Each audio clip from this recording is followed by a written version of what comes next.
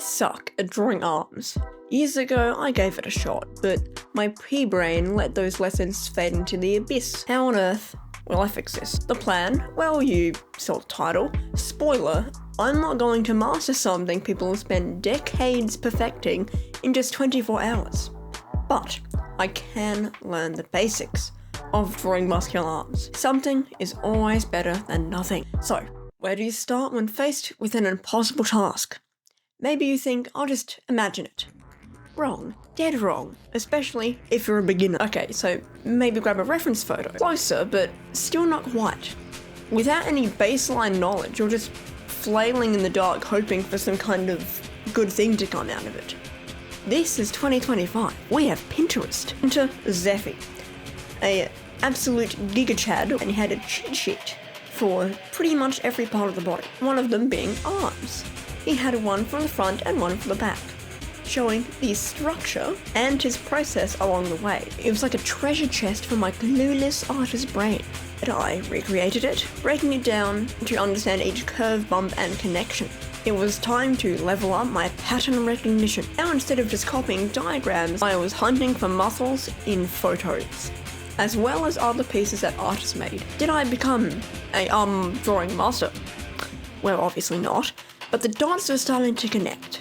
I could imagine arm muscles without needing 28 different references for the elbow. That alone felt like a mystery. Eventually, the training wheels had to come off. Armed, pun 200% intended, with my newfound knowledge, I tried drawing arms from imagination.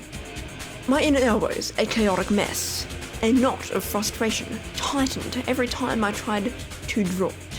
Would I overcome this hurdle? It is necessary to sometimes take one step backwards to take 2 steps forward, said one old man from long ago. Finally, I decided to pour everything I'd learned into one last piece, a ridiculous muscular attack titan from Attack on Titan. Why? Because it's cool. This was not a quick sketch, however. This did take a lot longer than the one day, but all of the cheat sheet references and mistakes came together from that one day.